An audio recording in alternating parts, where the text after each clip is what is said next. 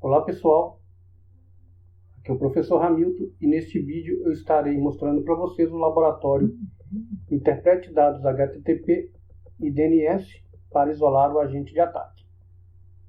Esse é um laboratório do curso da CyberOps da Cisco. Tem como objetivo investigar ataques de inject SQL e exfiltração de dados DNS. Então ele fala que nesse laboratório você vai analisar logs de uma exploração de vulnerabilidade documentada de HTTP e DNS. Para isso ele descreve um cenário no qual ele diz que o MySQL é um banco de dados popular usado por inúmeras aplicações web. Infelizmente, a injeção de SQL é uma técnica comum de hacking na web e é uma técnica de injeção de código em que um invasor executa instruções SQL maliciosas para controlar servidor de banco de dados de uma aplicação web. O DNS são diretórios de nomes de domínio e traduz os nomes de domínio em endereço IP, e esse serviço pode ser usado para filtrar dados.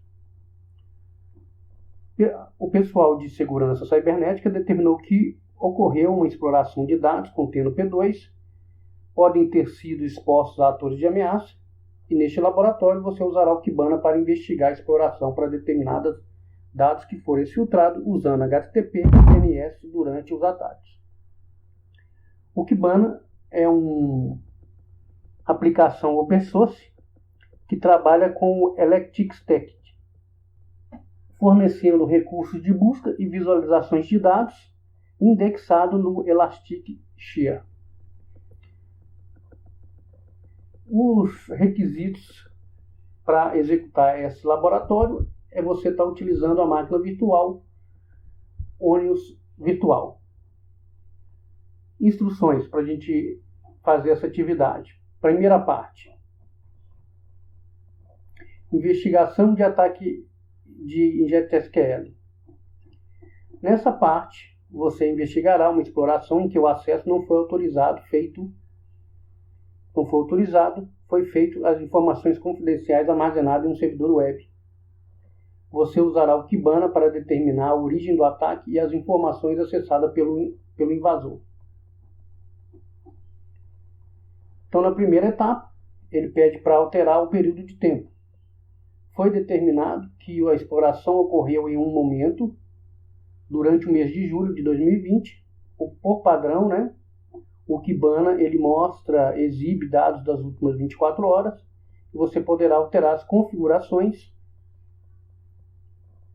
para ver os dados do mês de julho. Letra A. Então ele pede para você iniciar a máquina virtual e utilizar o usuário e a senha. Eu já estou logado.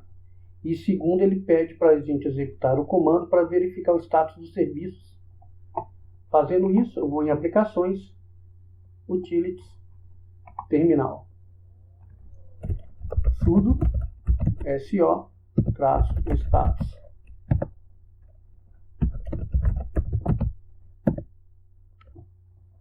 Então todos os serviços estão startados. A partir disso agora a gente pode começar a fazer as análises da atividade. Depois de iniciar a sessão, abre o Kibana usando o atalho na área de trabalho e faça o login com Analyst e CyberOps. Então vou abrir o Kibana, usuário Analyst e a senha CyberOps.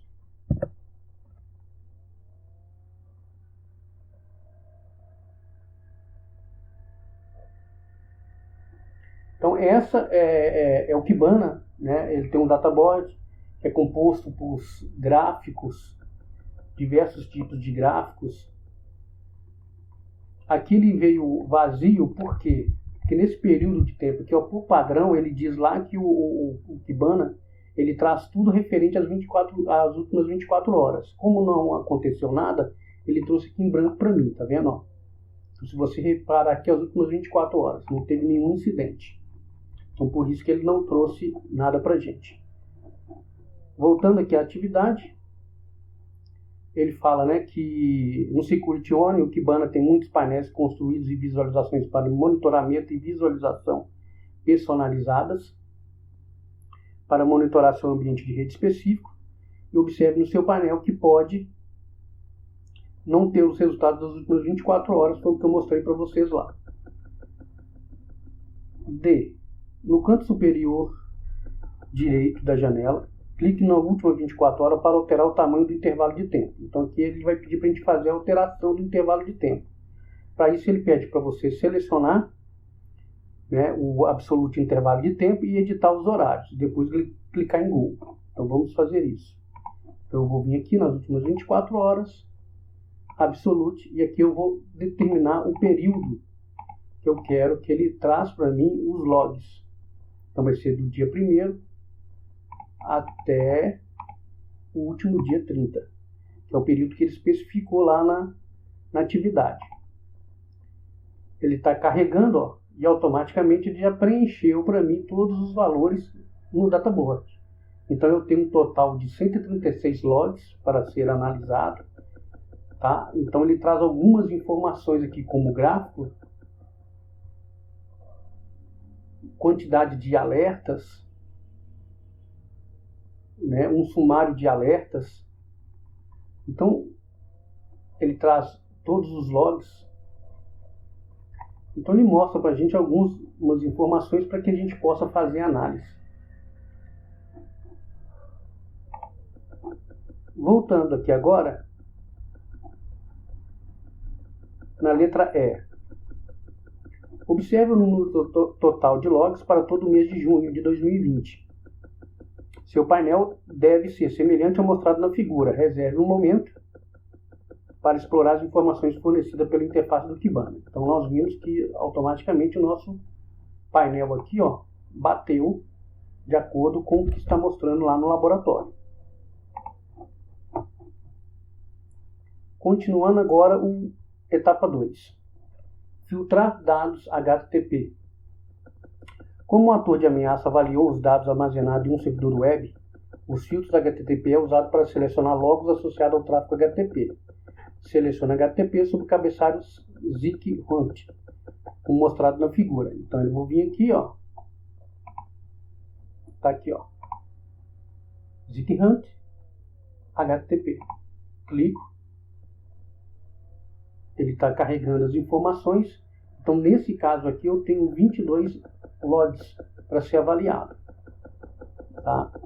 Lá na atividade, ele pede para a gente responder algumas perguntas, como qual é o endereço IP de origem, qual é o endereço IP de destino, qual a porta de destino.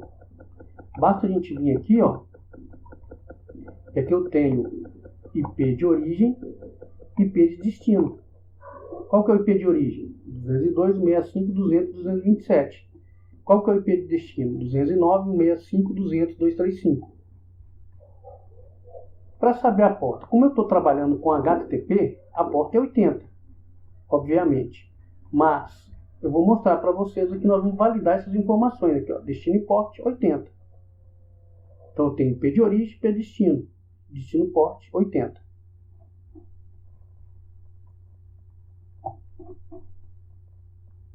Continuando,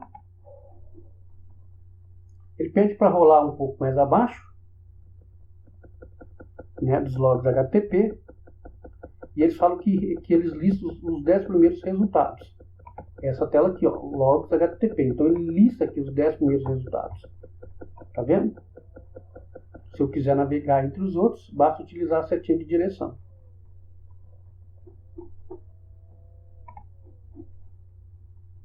Aí na letra C, expando os detalhes do primeiro resultado, clicando na seta, que está ao lado do timestamp, né? Que está ao lado do timestamp, data e hora de entrada de log. Observe as informações que estão disponíveis. Aí ele pergunta, qual é o timestamp do primeiro resultado? Outra pergunta, qual é o tipo de evento? E por fim, o que inclui no campo de mensagem? Esses são detalhes sobre solicitação HTTP GET que foi feita pelo cliente para o servidor. Concentra-se especialmente no campo RI no texto das mensagens. Então primeiro vamos responder a primeira pergunta aqui, ó. Qual foi o timestamp? Basta eu clicar aqui, ó. Eu vou expandir, tá? Então qual foi o timestamp? Tá aqui, ó, primeira resposta. O segundo, qual tipo de evento? Tem aqui, ó, Event Type, Brow HTTP, né? A gente pode observar aí que o Kibana ainda se refere-se aos itens usando o nome antigo do Brow, tá? Mas o evento é esse aqui, ó, Brow HTTP. E ele pediu para a gente concentrar-se na mensagem do URI, né? Tá aqui, ó, tá? O que vem incluído nesses campos aqui, ó? Se você reparar bem, eu tenho aqui username, eu tenho duas instruções union e select.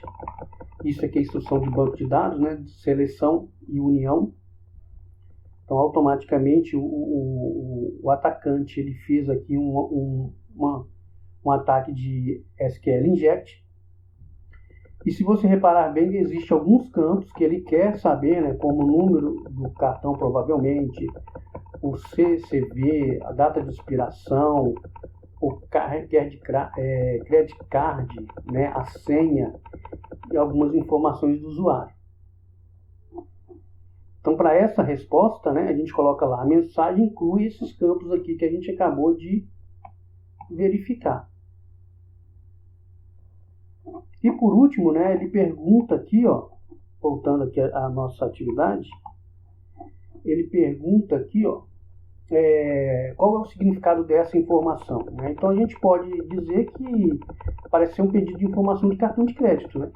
Tá aqui, ó, credit card, né? Então você tem aqui o CVC do cartão, a data de expiração, qual que é o número dele.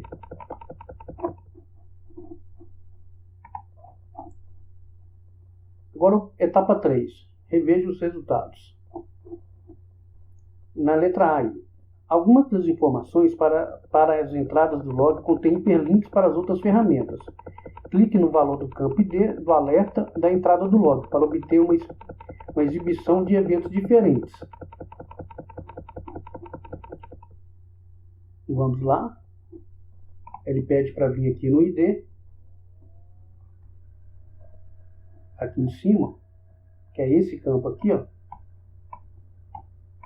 Deixa eu tentar arredar para cá. A gente visualizar melhor a tela aí. Tá vendo ID? Então, gente, no Kibana, ele permite que vocês também acessem outras ferramentas para a gente poder fazer análise do incidente. Então, vou clicar aqui. Ele vai abrir o Capim, tá vendo? Ó? Capim. Então ele trouxe aqui essa parte em PK. Se eu quiser visualizar isso em outro, utilizando o Wireshark, por exemplo, eu posso estar visualizando, utilizando esse arquivo. Então ele mostra aqui que em azul é a solicitação do cliente. Então ele utilizou o método GET, tá vendo aqui com as informações, ó. No host 209.165.200.235, o tipo de codificação que foi utilizado, e aqui eu tenho a resposta do servidor. Então é o cliente solicitando e o servidor respondendo para a gente, tá? Ele dá alguns detalhes aqui de endereço IP, destino e origem, com porta de destino e origem. Aí ele fala lá na letra B. O resultado é aberto em uma nova janela do navegador da web, com informações CAPM. E o CAPM é uma interface web que permite visualizar uma transcrição PCAP. O texto azul contém solicitação HTTP enviada de origem e o texto vermelho de servidor do web de destino. E na letra C aí, ele pede para a gente observar essa linha aqui, ó. Ele fala que isso indica que alguém pode ter tentado atacar o navegador de web usando inject SQL para ignorar a autenticação. As palavras-chave aqui, que seriam unions e select, são comandos que são usados para pesquisa de informações em um banco de dados. Se as caixas de entrada de uma página web não estiver adequadamente protegido contra entrada ilegal, os atores de ameaça podem injetar cadeias de caracteres de SQL ou código que possa acessar dados contidos em um banco de dados vinculado à página web. Aí na letra D, ele fala, né, encontrar a palavra username utilizando o Ctrl F. Então vamos vir aqui, ó, Ctrl F, username. Então eu tenho aqui ela aqui encontrada na requisição GET. Eu tenho aqui, ó, através utilizando como parâmetro, ó, o gerador de senha e o usuário. E aqui eu tenho o formulário, né, para a pessoa preencher o usuário e a senha. E mais embaixo eu tenho algumas respostas aqui que a gente pode observar, como usuário, senha, usuário e senha. Aí ele fala lá embaixo, você pode ver onde o termo nome do usuário foi usado na interface da web, que é exibida para o usuário. No entanto, se você olhar mais para baixo, algo incomum pode ser encontrado. Aí ele pergunta, o que você vê mais tarde na descrição em relação aos nomes de usuário? Então, o que nós vimos aqui? O que nós observamos aqui? Parece haver uma lista de nomes de usuários e senhas, que faz parte das informações que foram retornadas na resposta à solicitação HTTP/GET, que é algo incomum isso acontecer. Aí ele pede para dar alguns exemplos, né? Olha o exemplo aqui, ó. Usuário e senha. Tudo aqui são exemplos.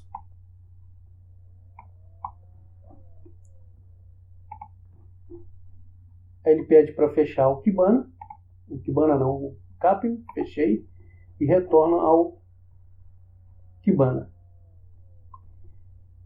Agora, a parte 2 é fazer a extração do DNS, analisar isso na extração do DNS. Então, um administrador de rede notou consultas anômalas longas com subdomínio de aparência estranha. O seu trabalho é investigar a anomalia. Para isso, o primeiro passo, filtrar os dados do DNS. Então ele pede aqui para a gente voltar, né, clicar lá em Home e depois clicar em DNS no Databoard. Então vamos fazer isso aqui. Clica aqui, ó. Vamos voltar lá em cima. Eu tenho aqui Home. Aí ele pede para clicar em DNS. Então ele está carregando as informações. Eu tenho 22 logs para ser analisado nessa etapa, né? E lá na atividade, ele vai dizer aqui, né? No passo 2 agora. Revise as entradas relacionadas ao DNS. Então ele fala, olhe a janela para baixo, você pode ver os principais tipos de consultas DNS. Você pode ver registro de endereços A, registro de endereço IPv6 quadro A, registro NetBIOS NB e registro de ponteiros para resolver o nome de host PTR. Você ainda pode ver os códigos de resposta DNS. Ele fala aqui. E na B, ele complementa ainda. Ao rolar mais para baixo, você pode ver uma lista de clientes DNS e servidores DNS, com base em suas contagens de solicitações e respostas. Há também uma métrica para o número de tentativas de phishing DNS, que também são conhecidos como phishing DNS, spoof ou envenenamento.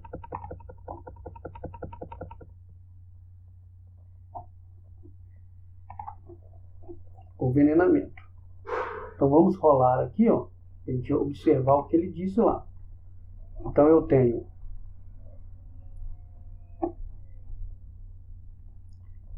quantidades de tipos de DNS, de consulta, né?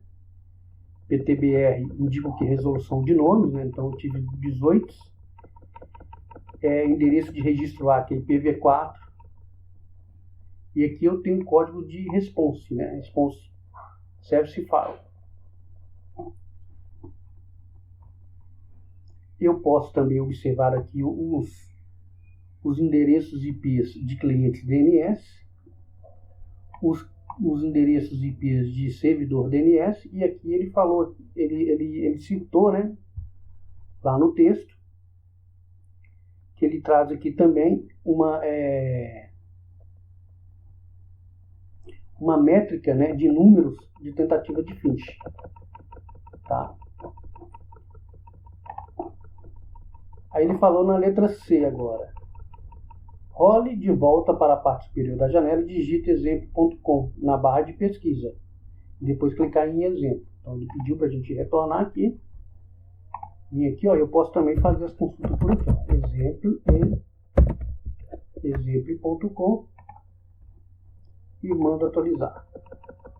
Então ele está trazendo agora que são 4 logs a serem analisadas, especificamente de exemplo.com.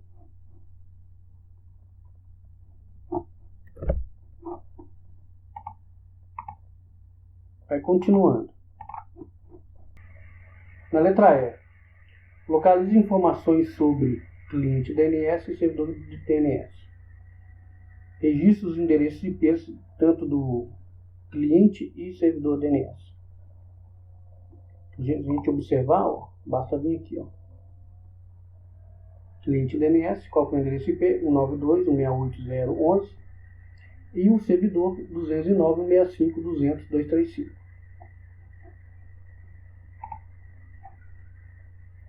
Agora, etapa 3, né? Determine os dados exfiltrados. Continue rolando para baixo para ver quadro de entradas de log exclusivas para as consultas DNS no exemplo.com.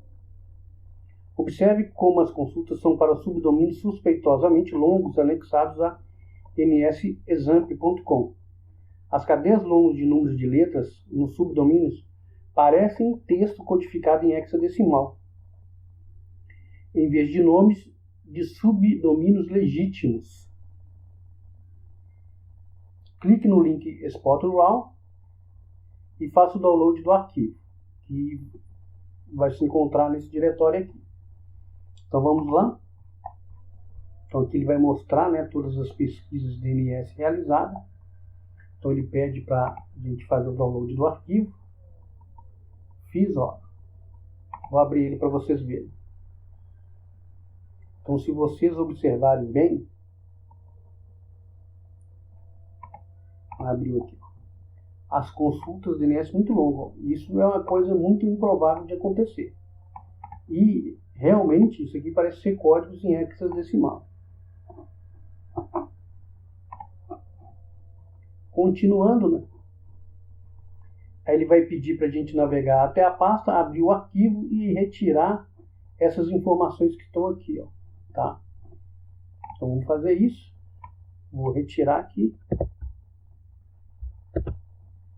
Vou deixar só os códigos em hexadecimal. Isso que ele pediu para poder fazer.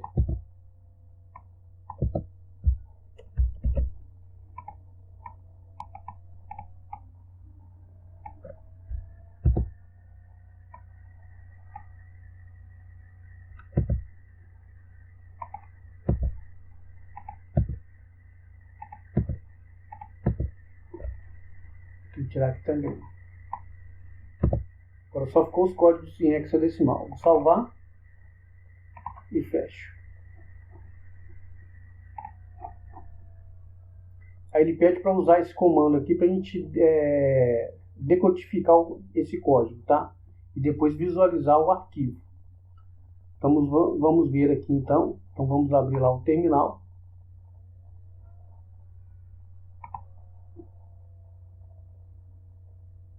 Vou até a pasta Downloads.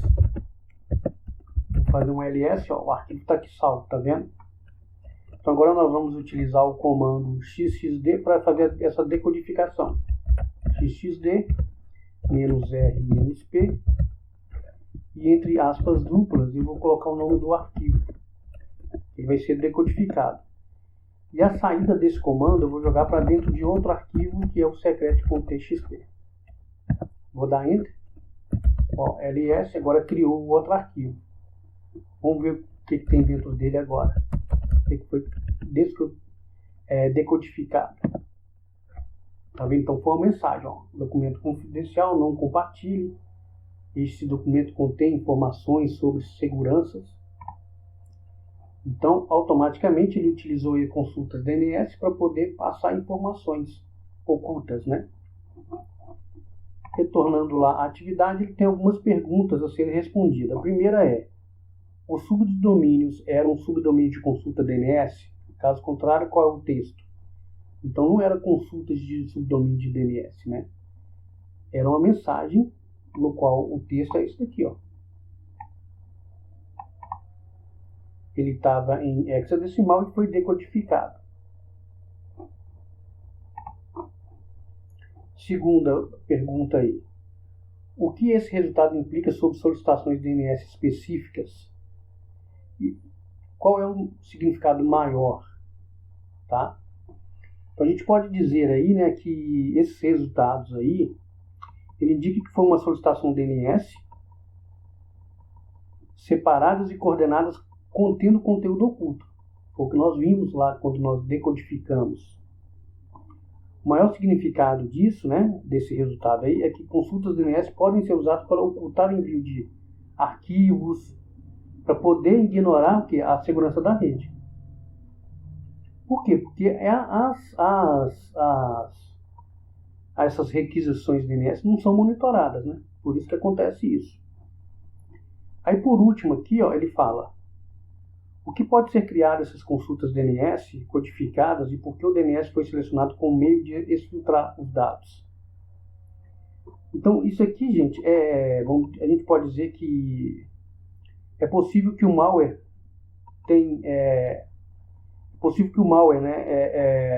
foi criado essa solicitação ao percorrer documento no host e codificar o seu conteúdo em hexadecimal e em seguida criar consultas DNS que usam sequência hexadecimais com subdomínios, o que nós percebemos ali. As solicitações DNS são normalmente enviadas para fora de uma rede para a internet, portanto as solicitações DNS podem não ser monitoradas. Então nós finalizamos o nosso laboratório. Espero que tenha gostado. Deixe o seu like, se inscreve no canal, caso não seja inscrito. Divulgue para os amigos, colegas, alunos. E até a próxima.